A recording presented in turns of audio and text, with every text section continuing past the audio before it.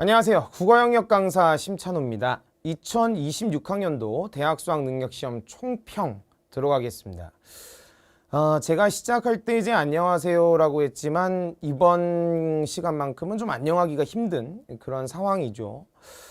이게 이제 1년 동안 여러분들이 뭐 각 곳에서, 그러니까 뭐 학교든 학원이든 어디든 1년 동안 열심히 학습을 했고, 또 6월, 9월의 경향에 맞춰가지고 평가원이 이런저런 메시지를 낸 것에 따라 학습을 했음에도 이게 지문이 이게 좀 역같이 나와가지고 이게 맞나? 뭐 이런 생각이 좀 들어서 차마 제가 이제 안녕하세요라는 말이 좀 떨어지지 않더라고요. 분명히 이제 우리가 앞서 역대급으로 어려웠다라고 이야기했던 19학년도 수능이나 22학년도 수능하고는 분명 좀 다른 지점들이 좀 존재해요. 그냥 덮어놓고 어려웠다라고 이야기하기에는 조금 그 의미가 다른 시험인 것 같다는 생각. 저도 이제 총평을 바로 찍지 않고 언론상에서도 좀 시끌시끌했잖아요. 이제 현직 교수님들께서도 이래저래 목소리들을 내고 있는 것을 보면 분명히 이 시험 자체가 그렇게 매끄럽게 출제된 것 같지는 않습니다. 물론 이제 촬영하고 있는 시점 기준으로 평가원은 최종 정답을 확정했고요. 이의제기가 나왔던 것들에 대해서 나름대로 정답을 발표를 했죠. 입장도 표명했고요. 변별력 확보라는 지상과제, 이거는 이제 명확하게 실현이 된 것 같아요. 제가 6월, 9월 모의평가에서도 말씀드렸듯 오승걸 플랜, 그러니까 오승걸 원장의 입장은 명확했습니다. 이게 변별력을 확보하는 것이 지상과제라고 했는데 실제 이제 결과는 좀 어렵게 나왔고, 그 어렵다라는 것이 분명 과거에 나왔던 시험과는 좀 다른 경향이 있습니다. 제가 계속 이런 말씀을 드리는 것이 다른 지문들은 괜찮거든요. 근데 지금 칸트 관련된 인격의 동일성 지문이 조금 제가 봤을 때 이해가 안 되는 지점이 있습니다. 우리가 사후적으로 여러 차례 읽고 나서 이건 이렇게 풀면 되지라고 말하기에는 시험장에서 과연 이 지문이 가능한가? 이 지문이 과연 검토가 제대로 뭐 저도 이제 사실은 이렇게 말하면서 좀 정제된 언어를 써야 되는데 이 영상들을 많이 보실 거라서 근데 좀 이게 차마 제 입으로 좋은 말이 나가지 않을 것 같아요. 이거 일단 좀 봅시다. 제가 여기 이제 어려움의 본질은 어디서 비롯됐는가라고 써놓은 이유는 덮어놓고 어려웠다라고 이야기하기엔 좀 다른 결이라서 이렇게 써놨고요. 구체적으로 이제 뭐가 어려웠는가, 우리가 이제 예측했었던 6월, 9월의 기조와 어떤 점에서 차이가 있는가, 이런 거를 좀 봐야 될 것 같습니다. 일단은 그 김창원 수능출제위원장께서 이제 여러분 시험 보실 때 8시에 시험 딱 이제 들어가시고 시험이 시작된 8시 40분에 입장을 밝히죠. 수능 난도가 크게 높아진 건 아니다. 요게 이제 김창원 출제위원장과 오승걸 원장의 입장인데, 뭐 사탐론 현상이나 이런 것들은 사실 뭐 저희 국어를 다루는 입장에서는 관심이 없고, 구체적으로 이제 어떤 부분에서 그런지를 좀 얘기를 해볼까 합니다. 일단은 등급 컷이 나왔는데, 물론 이제 위에는 확정이고 밑에는 아직 명확하게 지금 그 성적표가 나오지 않은 가채점 결과를 바탕으로 한 등급 컷인데, 조금 차이는 있을 수 있어요. 근데 이제 제가 그 9월 모의평가 총평 때 뭐라고 했냐면, 올해는 이대로 갑니다 라고 말씀을 드렸고, 독서라는 것이 이제 중하위권을 변별하고 문학에서 난도가 올라가는, 그래서 아마 1컷이 언어 때문에 좀 문제가 생겼었던 거 기억나죠? 보조사. 그래서 여기 또 37번 화법, 이건 사실 말이 안 되는 거고, 그래서 조금 컷이 좀 조정돼서 90점을 넘을 것이다 라고 예견을 했는데, 일단 부분적으로 보시면 9월 모의평가보다는 분명 조금 이제 떨어지긴 했습니다만 비슷하게 냈죠. 그래서 아마 평가원에서 자체적으로 판단했을 때는 굉장히 좀 잘 냈다, 변별력 확보라는 지상과제에 맞춰서 컷이 되게 안정적으로 잘 잡혔다라고 이야기는 할 건데,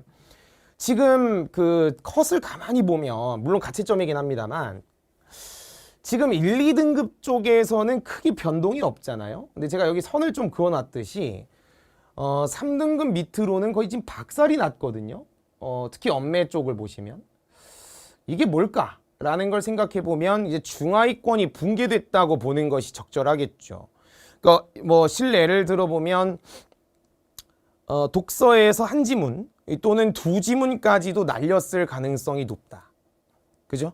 지금 여기 이제 그 상위 오답률 5개의 세트를 쭉 봤을 때 확실히 이제 언어가 3개가 들어왔습니다만 2개로 빠졌고, 문학과 독서가 이제 골고루 배치되어 있는 것에 비해서 독서가 전반적으로 이제 상위 오답률에 다 배치가 돼 있단 말입니다. 그러니까 표면적으로는 독서가 분명히 어려웠다라고 이야기는 할 수 있을 것 같은데, 이것도 조금 더 면밀하게 들여다보면 이래요. 지금 학생들의 이제 풀이 순서나 이런 것들 뭐 사람마다 다르겠지만 굳이 이야기를 해보면 6월, 9월의 기조에 맞춰서 봤을 때는 그대로 나온다고 했을 때 학생들이 선택했던 게 언어를 먼저 풀고, 이제 화작은 빼고요. 언어를 먼저 풀고 독서 문학 순으로 푼다. 근데 독서에서 예기치 못한 난도의 상승, 그것도 조금 이따 이제 칸트 관련해서 얘기를 더 할 건데, 예기치 못한 난도 상승으로 문제풀이 시간이 좀 부족해졌고, 그래서 문학에 갔을 때 빨리빨리 푸는데 의외로 정답은 쉽게 떨어져서 컷이 유지가 된 거 아닌가. 그러면 내가 점수가 좀 떨어졌다고 이야기한다면 어떤 식의 지금 상황이 벌어진 걸까? 일단 첫 번째, 언어에서 학생들이 이제 딱 보자마자 파본 검사하면서 흑 하는 거 있잖아요.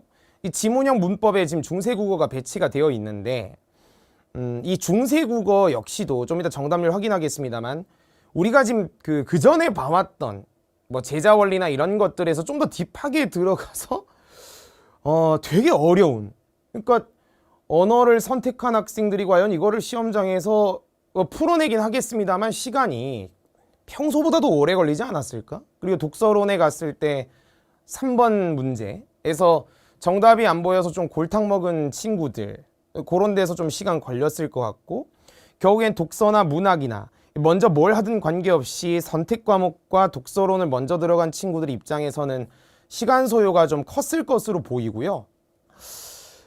독서로 넘어가면서부터 사실 저의 개인적인 생각은 열팽창과 액추에이터는 중하위권을 변별하는 지문이 맞습니다. 연대보증인 쪽에 갔을 때 조금 시간이 더 걸렸을진 모르겠습니다만 그 두 지문 정도는 괜찮은데, 인격 동일성을 다루고 있는 칸트 지문에서 과연 애들이 시험장에서 이걸 이해하고 읽을 수 있을까? 거기에서 시간 소요가 너무 오래 걸려버렸거나 다시 읽으면서 풀다 보면 자연스럽게 문학을 푸는데 어려움을 겪었던 그런 상황이 오면서 이제 컷이 조금 주저앉은 것이 아닌가라고 생각을 해봅니다. 좀 더 가보면요, 독서에 대한 이야기를 하기 전에 이제 9월 모의평가랑 비교를 한번 해보죠. 9월 모의평가에서의 정답률은 이렇습니다. 여기 지금 공공저널리즘은 실제로 EBS 비연계였고, 여기 노란색이 연계였죠. 형태적으로 이제 6월과 마찬가지로 이제 중하위권을 변별하는, 그러니까 제가 중하위권을 변별한다고 이야기했던 것은 화작과 언어와 매체, 일반적으로 화작을 선택하는 친구들이 중하위권들이 많고 언어와 매체 상위권이 많으니까 정답률의 간극이 20%포인트 가까이 차이가 나고 있는 것을 통해서 중하위권을 변별하고 있다라고 이야기를 했고, 실제로 킬러 문항이라는 것이 배제된다는 교육부의 기조에 맞춰서 평가원 또 같은 기조를 따르죠. 여기에서 더 어려워지긴 어렵다. 왜냐하면 충분히 변별이 되고 있기 때문이죠. 근데 이번 수능을 보시면 좀 이해가 안 돼요. 근데 이렇게 한번 대화해 봅시다. 우리가 이제 시간이 좀 지났기 때문에 감정이 많이 누그러졌을 거라 제 이야기도 좀 들리실 것 같은데, 이거는 여러분 아시죠? 그러니까 독서론을 이제 푸시는 분들이 딱 형태적으로 봤을 때 요게 지금 답이 없겠구나라는 느낌이 들었고, 실제 뭐 저도 그랬습니다만 지문상에서 밑줄을 친 부분들에 대한 서치가 좀 필요했던, 그러면 충분히 이제 극복해낼 수 있는 대목이었는데, 그냥 줄줄 읽고 풀겠다 그러면 이제 이런 문제가 생겨요. 여기서 일단 시간 좀 걸렸을 것 같고요. 지금 이제 사회 지문이 그 주제통합적 독서로 나왔는데 여러분은 어떻게 생각하세요? 저는 개인적으로 이번에 주제통합적 독서는 굉장히 깔끔하게 잘 냈다는 입장이거든요. 물론 이제 연대보증인 쪽 가서 뭐야 싶었던 분들도 있겠지만, 보기 문제까지 직결될 때 그렇게 부담이 될 만한 거였나? 일단 EBS가 연계된 대목도 분명히 있었고, 법지문이 이제 그 다음 교육과정의 예시문항의 형태를 따라간다고 가정했을 때 원래 우리가 예측했던 형태 그대로 6월, 9월처럼 법지문으로 간다 라는 것에 뭐 그게 지금 중요한 게 아니고 하여튼 독해력으로 충분히 뚫어낼 수 있는 대목이었다고 보거든요. 그래서 딱 실제로 이제 정답률도 봤을 때 중하위권을 털어내는 용도로 활용되고 있다는 거 감 잡히고요. 이번에는 이제 과학기술 융합지문입니다. 저는 개인적으로 이래요. 문과 입장에선 좀 과하게 느껴질 수는 있다. 근데 공감하시는 분이 있을 겁니다. 아마 요 세 지문 중에 얘가 제일 쉬웠다 그나마 라고 이야기하는 사람들 분명히 있을걸요. 조금 더 제가 말을 해보면 되게 잘 낸 지문이다. 그러니까 잘 냈다는 것은 지문을 읽을 때 물론 이제 초창기에 첫 번째 단락 쪽에서 분수들이 막 등장하지만 우리가 수업 때 얘기했던 것처럼 옆에다 분수를 갖다 쓰고 그거를 막 기억한다 이런 게 아니고 또 문제에 나왔을 때도 첫 번째 단락 서치하면서 제껴줄 수 있는 선지들이 있었기 때문에 부담은 없었을 것 같고 그림이 제시가 됐고 되게 우리가 클라이버의 기초대사량 연구가 나왔던 23학년도 수능의 형태처럼 띠, 그러니까 접해 있는 P와 Q의 띠가 접해 있는 그 형태의 그림이 나왔기 때문에 그대로 보면서 움직인다면 이미지를 그린다면 충분히 뚫어낼 수 있는 지문이라고 저는 보거든요. 이 지문은 독해력이 충분히 있다면 할 수 있고 뒤에 이제 그 열팽창 같은 경우에는 좀 이따 보겠지만 EBS 연계입니다. 근데 액추에이터는 비연계. 열팽창의 개념을 활용해서 그게 기계 동작으로 이어지는 열 에너지를 기계 동작으로 전환시키는 과정에 대한 이해만 제대로 됐다면 여기 두 문제는 사실 저는 부담 없다 봅니다. 요거 이제 파본 검사할 때 형태적으로 사람 좀 쫄게 만드는 거 있잖아요. 저도 보면서 쉬불? 근데 이 문제 어렵습니다. 소문자 A, B, 대문자 A, B. 그러니까 띠와 집계를 잘 구분해야 될 것이고 뭐 반응 시간이 됐든 이런 용어들에 대한 정의된 개념들이 명확하게 서 있지 않으면 이 문제 풀 때 힘들어. 근데 가만히 한번 생각해봐. 기출 문제들에서 우리 뭐 클라이버 지문도 그랬고 뭐 언뜻 떠오르는 건 뭐 슈퍼문, 학력, 부력, 뭐 전향력 뭐 등등 제가 굳이 열거하지 않더라도 과거에 이런 정형화된 형태는 진짜 많이 나왔고요. 지문 자체도 읽고 이해할 수 있는 수준으로 냈습니다. 그래서 여기는 사실 전 문제 없다는 입장이야. 정확하게는 얘네 둘은. 그럼 원래 이제 제가 예상했던 기조대로라면 여기 요 칸트 지문 있잖아요. 요 지문이 예를 들어 이제 6월 달에 뭐 9월 달에 뭐 얘기했던 뭐 공공 저널리즘이나 뭐 인포스피어 지문이나 이런 식으로 출제가 돼서 전반적인 정답률을 80%대 아무리 낮아도 70%대 정도로 유지를 딱 시켜준다면 제 생각에는 어느 정도 독서 쪽에서는 중하위권을 변별하는 왜냐하면 형태적으로 봤을 때 이 문제는 원래 어렵고요. 형태적으로 봤을 때 전반적으로 이제 중하위권을 변별하겠다는 의지는 확실히 있거든요. 그게 잘못됐다기보다 근데 이 지문 자체가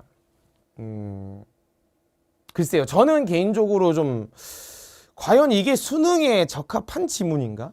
제가 이제 EBS 연계된 대목을 확인해 봤을 때 물론 칸트의 입장이 나와 있죠. 인격의 동일성. 근데 그것만 가지고는 해결할 수 없고요. 리트를 많이 푼다고 되나? 저는 거기에 대해서도 회의적입니다. 그냥 어려우니까 리트하자 이렇게 말하지 마시고 이 지문 자체가 어려운 건 알겠는데 과연 이 지문이 시험장에서 고등학교 3학년 학생 수준에서 과연 읽고 풀 수 있나? 일단 한번 봅시다. 독서 이론의 3번 문제. 그러니까 여기 문제는 사실 이제 지문 읽고 문제 푸는 데는 어려움이 없었습니다만 언론에서 그 이병민 교수님께서 내용적으로 틀렸다라고 이제 언론 인터뷰를 많이 하셨는데 역시 평가원에서는 문제 없다. 뭐 실제 이의 제기가 제기된 건 아닌데 문제 없다라고 밝혔습니다. 실제 지문의 내용이 옳고 그르고는 중요하지 않다는 입장인 거죠. 그래서 그냥 읽고 풀면 된다라는 거였고 주제통합적 독서 8번 문제가 오답률이 높은데 솔직히 우리 이야기합시다. 기출문제에서 이런 거 한두 번 본 거 아니잖아요. 특히 법지문에서 갑과 을 제시하고 여러 상황들, 적용 창의적 사고를 묻는 거니까 거기에 맞춰가지고 던져줄 거고 조건들 따져가지고 문제 풀면 해결할 수 있다. 독해력이 충분히 준비되어 있다면 할 수 있다. 그리고 열팽창 관련된 지문. 읽을 때는 좀 부담스러워 보이는데 괜찮죠, 그죠? 물체 온도 변화에 따라 길이와 부피가 변화하는 현상. 그러면 열팽창이다. 그렇게 이해할 수 있을 거고 과학적 지식이 딱히 없더라도 읽어갈 수 있다고 봅니다. 뭐 여기 분수 나오는 것들은 이해하는 걸로 처리하고 나중에 나왔을 때 서치를 통해 어떤 내용인지 확인해 주시면 될 것 같고, 선형, 열, 팽창, 개수. 개수라는 것이 그러면 길이 변화를 수치화했다는 것이니까 이 개수를 통해서 얼마나 길이가 변했는지를 알 수 있습니다. 그런 얘기.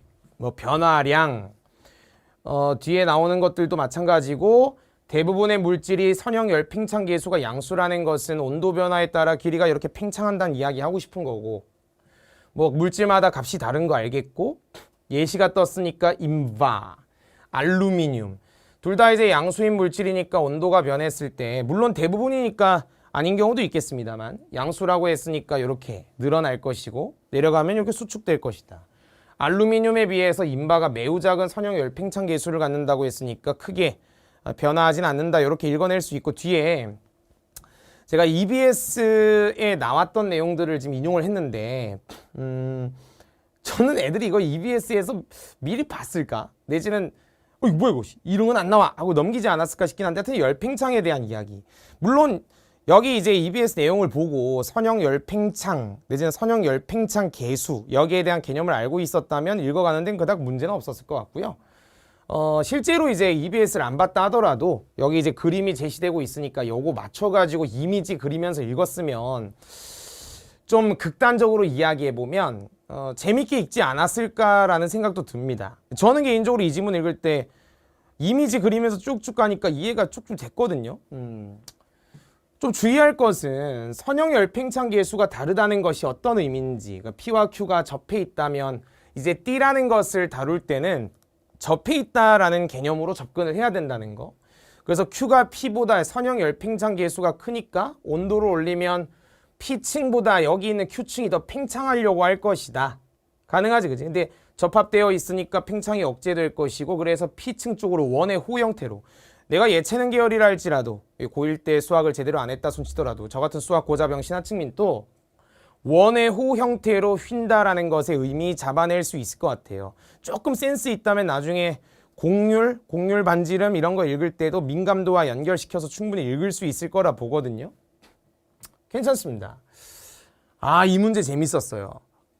여기 지금 띠가 접해 있는 거 느껴지시죠? 그래서 여기 있는 이제 로봇인데 요거 이제 물체를 이렇게 휘어서 이렇게 잡는다, 뭐 만다, 어디까지 거리가 늘어나, 이런 것들에 대한 거는 이 지문의 마지막 단락쯤 갔을 때 나오는 내용들로 충분히 읽어낼 수 있다. 무슨 말이냐면 이 문제가 지금 정답률이 굉장히 낮은데 조금 문과 입장에서 과한가? 라는 생각도 있습니다만 저의 속마음은 그래도 이 문제는 틀려도 나중에 해설 듣고 하면 이해할 수 있다는 거지. 이해할 수 있다. 내가 조금 더 노력하면 이 지문, 이 문제 풀어낼 수 있겠다. 읽고 풀어낼 수 있겠다라는 생각은 들 것 같아요. 이 씨발 여기입니다. 제가 그래서 좀 끝나고 이제 여러 자료들을 좀 보는데 우리 동아일보에서 김창원 수능실제위원장이 인터뷰한 걸 이렇게 보니까 밑줄 쳐놨죠. 전체 응시생이 늘고 재학생 응시자가 특히 늘어났다. 고민을 많이 했다. 그 말은 변별력 확보와 관련된 고민을 많이 했다는 소리일 거고, 난이도는 지난해 수능과 비슷하게 유지하려고 했고 특별히 어렵게 출제할 생각은 없었다. 그러니까 이제 우리가 6월, 9월에서 이야기하던 그 점수, 등급 컷, 기조 그대로 유지하려고 지들 나름대로 그분들 나름대로 노력했다는 소리인데 여기가 대박입니다. 처음에 문제를 봤을 때 어렵지 않나라는 의견이 일부 있긴 했지만 이게 검토선에서 분명히 이거 좀 잘못됐다는 이야기가 있었던 것 같아요. 근데 EBS와 연계됐으니까 EBS 애들 열심히 볼 거 아니야? 깊게 할 거 아니야? 그러니까 대박이야 뒤에가. 어렵더라도 풀다 보면 풀릴 것 같다. 이게 무슨 말씀이야? 풀다 보면 풀릴 것 같다니. 아니 풀다 보면 풀린다? 아니 이렇게 무책임한 말이 어디 있어요. 이 지문은 좀 문제가 있다. 그런 입장입니다. 그래서 내년에 제 강의의 방향은 요 두 지문에 초점 맞춰서 이해할 수 있는 방향. 요건 충분히 기조대로 가거든요. 이 지문에 대해서는 나중에 조금 더 고민해보고 필요한 것들만 저희가 뽑아서 이제 학습을 하는 식으로 갈 겁니다. 문학입니다. 문학은 어떠셨어요? 일단은 이제 노란색 연계돼 있는데 전통적으로 이제 그 고전시가 하나, 현대시 하나, 고전소설 연계, 요거는 지켜진 것 같습니다. 그리고 전반적인 난이도의 문제로 본다면 9월 모의 평가보다는 소폭 난도가 좀 올라갔다라고 보는 것이 맞는데, 이게 독서에 비해서 이렇게 독서가 워낙 좀 지랄맞게 나오다 보니까 문학이 좀 묻힌 감이 있어요. 수군가가 되게 의외였습니다, 개인적으로는. 왜냐하면 그냥 적중했어라는 것은 의미가 없는 게, 읽어보면 풀리고 그러니까 이해할 수 있고 문제 풀리는데, 수군가? 갑자기 판소리를? 저는 이거는 좀 맞는 것 같아요. 그러니까 EBS 연계가 된 실전 모의고사 내지는 뭐 적중 뭐 이런 정보나 자료들을 다 보고 있는 건 맞구나. 그 중에서 이제 시중에서 가장 많이 손대지 않았던 수군가를 냈구나. 그러니까 내년에도 아마 이제 고전 소설 쪽에서는 원래 이제 6월, 9월에서 보여주던 기조, 또 EBS 연계는 해야 되는데 사설을 피해야 된다라는 그 숙명적 과제, 그거를 좀 반영해서 가지 않을까. 사실 좀 어이가 없긴 하더라고요. 그리고 이제 현대시도 뭐 수업 잘 들으신 분들 알겠지만 뭐 그리움 떴으니까 부재하는 대상에 대한 생각, 결핍지향 나오면 뭐 그대로 역시 나왔죠. 쭉 풀면 될 거고, 독가촌 풍경. 개인적으로 저는 여기 되게 좀 빡셌을 것 같은데 여러분 어때요? 초점화된 자, 그러니까 제한적 시점이 나온다는 것은 우리 이미 뭐 예견했던 일이고 대비도 많이 했는데, 제가 봤을 때 중략 이후에 나오는 대목에 대한 이해가 좀 결여됐다면 상황 파악이 안 되지 않았을까? 그러니까 허명두라는 친구한테 초점화가 돼 있는데 그 친구가 무슨 생각 갖고 있는지 모르시면 좀 읽고 푸는데 좀 장애가 있었을 것 같고요. 북새고기 연계인데 여기는 의미 없습니다. 의미가 없으니까 그러니까 읽고 풀면 돼. 그러니까 이제 암행어사가 지금 느끼는 고충 뭐 이런 것들 그냥 쓱 읽고 풀면 되고, 사설 시조도 할만했다. 그래서 수군가의 21번 정도 내용 파악 제대로 안 됐으면 좀 이슈가 있지 않았을까. 근데 전반적으로 이 정답률 높은 걸 보면 그닥 부담은 없었을 것 같아요. 다시 여기 정답률을 보고 올해 문학 쉬웠다 이렇게 말하기는 좀 어렵습니다. 각각의 개별 구절들 또 문제에 대한 선택지 해설을 정답이 명확하게 보이는 식으로 내지 않았다면, 조금 더 난도를 어렵게 갔다면 박살날 수 있는 여지가 분명히 있었던 출제였습니다. 수필 어떠셨어요? 이번에 고전 수필이 또 소리 또 이즈물 노남처럼 또 장난질 해놨는데 솔직히 안 어렵죠. 무슨 소리가 좋은 소리인데? 뭐 이런 거는 이제 정보 분류를 떠나서 굳이 옆에다 안 써도 읽고 서치하는 과정에서 이해할 수 있다면 전 해결할 수 있다고 보고요. 결국에는 이제 최리백이 무슨 이야기를 하려고 하는 건데, 네가 좋은 사람이고 네가 좋은 소리 낸다 이제 그런 얘기 하려는 거잖아. 이해할 수 있을 거라 봅니다. 그래서 부담은 없는데, 개인적으로 생각했을 때 이번 수능 문학에서 좀 지랄이었다 싶은 건 여기요. 지금 사용되는 단어들을 한번 보세요. 행정당국은 지목 변경은 해두었지만 서류상으로는 그 모든 가옥들이 무허가 주택이나 다름없었으며 따라서 집들의 매매는 권리금에 다름 아니었다. 같다는 소리죠. 물론 불화를 하게 될 적에는 이미 지어진 집 임자에게 기득권이란 단어도 22학년도 수능 매우 잘생긴 우산 하나에서 되게 결정적인 단어가 됐었죠. 부유하게 될 터였다. 허명두 씨가 관청을 들락거리고 야금야금 집들을 사두게 된 게 이 때문이었다.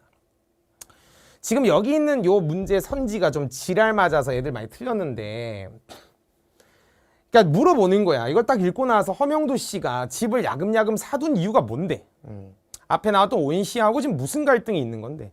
뒤에 이제 성찰하는 대목에서 허명두 씨가 지금 어떤 입장을 갖고 있는데?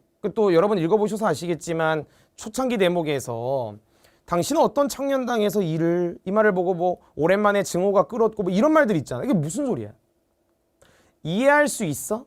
라고 하면 푸는 거고, 아니면 이제 꼬이는 거야. 또 이게 지금 단어 박아놨잖아. 지금 또 지목 변경으로 기득권을 부여받고서 집들을 사들이고 있다. 그러니까 이거 지금 장난쳐 놓은 것들에서 꼬이는 이유는 내용 파악이 안 되기 때문이라고. 저는 개인적으로 되게 잘 냈다 보거든요. 이해를 제대로 할 수 있어야 했다. 그러니까 결국에 이제 독서가 됐든 문학이 됐든 말귀를 알아먹는 것이 핵심이었다. 뭐 그렇게 얘기를 하고 싶어요. 뭐 내면색이 뭐 다 맞는데. 제가 이제 요 얘기를 매번 드리고 있거든요. 지금 이제 국어 과목 자체가 되게 이슈잖아요. 그러니까 수학, 영어, 탐구에 비해서 국어가 입시에 절대 지존의 과목으로 지금 올라온 상태고, 국어에 대해서도 이제 고민들이 많을 텐데, 제가 그런 얘기 합니다. 국어를 잘한다? 라는 것의 가장 핵심은, 주체성이 높아야 돼요. 제가 이제 커리큘럼 영상에서도 소개를 해드렸지만, 그 어떤 과목보다 이 과목은 높은 수준의 주체성을 요구합니다. 그러니까 내가 주체성이 떨어지고 강사가 떠먹여주는 자료만 드립다 푼다고 해서 이 과목이 해결될 수 있는 게 아니고 단어의 의미, 그 단어가 포함되어 있는 문장의 의미 이런 것들을 좀 깊이 있게 고민하고 생각하는 거 그런 거를 좀 해보셔야 될 것 같아요. 뭐 이미 그렇게 강의해왔고 저는 우리가 이제 국어는 양보단 질이다 뭐 이런 얘기들 많이 하잖아요. 근데 어쩌다 보니까 이게 대치동 중심으로 너무 양으로 국어를 밀어붙이고 있는 것은 아닌가라는 회의감이 많이 듭니다. 결론을 말하면 이렇습니다.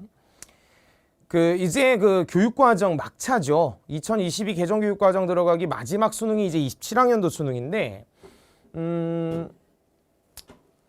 누가 물어봐요. 1년 만에 되냐고. 저는 서슴없이 이야기를 해왔습니다. 국어 1년 만에 되기 힘들어요. 무슨 소리야, 심 선생. 1년 만에 되도록 만들어주는 게 강사지. 아니요, 이 과목은 강사가 해줄 수 있는 게 아니라니까요. 제가 수업 때 계속 강조했지만 이 과목은 전 정말 정직하고 솔직하게 얘기하는 거거든요. 이 과목에서 강사가 할 수 있는 것은 제가 생각했을 때 방향성을 명확하게 설정하고 범위를 획정하는 것밖에 없습니다. 글읽기에 흥미를 좀 유발시켜주는 정도. 내 강의만 들으면 국어에서 1등급 나온다. 이제 그런 사기치고 싶지 않아. 그건 불가능해, 친구. 수학이나 영어, 탐구는 투입량대로 결과가 그대로 나올지 모르겠지만 국어는 그렇지가 않아요. 제가 수업 때 알려드리는 방법, 정확하게는 글읽기를 하는 사고 과정, 이걸 계속 보시면서 본인이 읽은 것과 비교하고 교정하고 또 평상시에 글도 많이 읽어야 되고 생각도 해야 되고 또 삶의 경험 역시도 풍부해야 되고 야 씨발 고3짜리가 무슨 경험이 아니요 지금까지 내가 했던 경험들에서 내가 느꼈던 감정은 무엇이고 그때 상황의 맥락은 무엇인가 이런 것들을 계속 좀 끌어내려고 해야 돼. 근데 우리가 요새 또 쇼폼에 중독된 세대고 이제 심지어 요새 10대 20대 초반 애들은 뭐 제가 보니까 뉴스 보니까 이제 유튜브도 잘 안 본다면서요. 인스타 릴스 본다며. 그러니까 맥락보다는 캐치프레이즈를 더 좋아하고 단선적이고 단편적인 정보들만 받아들이면서 그게 사실인 것처럼 좀 믿어버리는 경향이 있어요. 우리 사람이 쓰는 글과 말하는 말은 맥락이라는 게 필요하잖아요.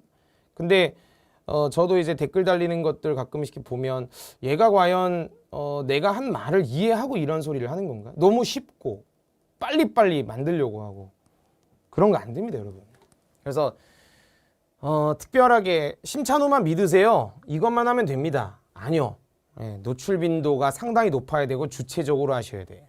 그럼 제가 할 수 있는 것은 물론 자료도 나가겠습니다만 평가원의 문법을 정확하게 이해해야 되고 저는 지금까지의 제가 알려드렸던 기조 내지는 대비하는 방식에 있어서는 문제 없다고 보고 차이가 없다. 다만 이제 칸트의 인격 동일성은 잘 모르겠다. 한 가지 분명한 것은 고3 수준의 학생이 시간 내에 현장에서 그 지문을 읽고 이해하고 풀 수는 없다. 푼다면 이해하고 푼 것이 아니라 진짜 문제를 푼 것이다. 이렇게 말씀드릴 수 있을 것 같고요. 거기에 대한 대비책도 역시 저희가 준비해서 수업 때 잘 알려드리려고 합니다. 그리고 제발 부탁인데 제가 여기 명확한 노선 투쟁이란 말 써놨잖아요. 덮어놓고 시험이 어려웠으니까 이젠 이렇게 해야 돼. 이렇게만 해야 돼. 그게 아니라 본인을 좀 냉정하게 성찰해 보세요. 저는 그게 좀 필요하다고 봅니다. 그리고 이제 제가 여론들을 좀 취합해 봤을 때 문학 쉬웠다? 아닙니다. 문학 쉽지 않습니다. 그리고 평가원의 의도 자체는 독서 쪽에서 중하위권 변별에 힘을 실은 것은 맞지만 변별력을 높이기 위해서 잡짓도 한다는 것을 확인했다는 점. 그리고 또 이렇게 보니까 이제 EBS 관련돼서 얘기가 또 나올 것 같은데 수군가랑 북세곡 쪽에서 물론 이제 문학이 아마 딱 봤을 때 바로 연계가 되는 게 체감되실 거니까 분명히 EBS에 있는 걸 그대로 내기보다 나름대로 변형은 하고 있다는 점, 그걸 본다고 해서 문제가 바로 풀린다는 것은 아니라는 점, 물론 시간 단축이라는 이런 의미도 있겠지만 그런 거 말고 지문 그 자체로만 봤을 때, 그리고 독서에서는 연계가 되긴 하는데 그 자체가 단어나 소재 쪽에서의 익숙함은 있을지언정 그걸 봤기 때문에 더 빨리 풀 수 있다는 것은 좀 미지수. 그래서 똑같습니다. 시험이 어려우니까 조금이라도 시간 세이빙을 위해서 EBS 드립다 파야겠다, 중하위권이. 그러시면 안 돼요. 제가 늘 얘기했지만 야, 지금 3, 4등급 나오니까 씨발 EBS라도 해서 뭘 해야 되는 거 아니냐? 아니요. EBS도 이해 못할 겁니다.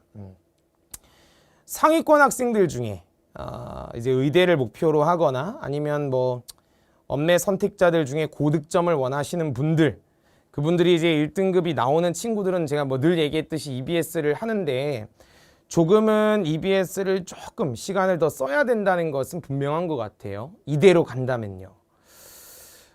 생각해보면 이제 19학년도나 22학년도 수능, 여러분들은 뭐 입시 얼마나 있었는지 모르겠습니다만 저 같은 경우에 좀 있었잖아요. 그러니까 AB형이 폐지되고 국어의 기조가 조금 달라지기 시작했던 16년, 그러니까 17학년도 수능, 그리고 19학년도, 22학년도 수능, 그리고 용산의 분노가 일었던 첫 해, 그러니까 24학년도 수능. 그때그때마다 평가원이 보여왔던 기조들은 얼마나 더 딥하게 갈 거냐, 지문이나 문제의 깊이를 어디까지 끌고 갈 거냐 였고요. 실제로 이번 시험에서도 칸트 빼고요, 그 기조가 유지되고 있다는 것은 분명한 것 같습니다. 그래서 제가 마지막에 써놨죠. 결국엔 기본기와 피지컬의 문제다. 요즘은 이런 얘기들 많이 하시는 것 같은데 결국 내가 글을 읽고 이해하는 게 핵심인 거지 단순 요령으로 문제를 풀 수 있다라고 착각 안 했으면 좋겠어요. 좀 깊게 잘 공부해야 될 것 같고요. 1년 만에 무조건 만들어내야 돼. 이제 교육과정 막차니까. 그렇다고 해서 빨리빨리 문제만 풀고 정답만 내는 식의 학습을 하지 마시고, 그렇다고 재수를 각오하고 한다 이런 개념은 아니지만 좀 느려도 최대한 읽고 이해해 보려고 노력을 하셔야 될 것 같아요. 시험 보신 분들은 정말 고생 많으셨고요. 이제 시험을 대비하시는 분들, 마지막 교육과정인 27학년도 수능을 대비하는 친구들은 당당하게 제가 말씀드리겠습니다. 정도를 걷고 때를 기다리셨으면 좋겠습니다. 고맙습니다.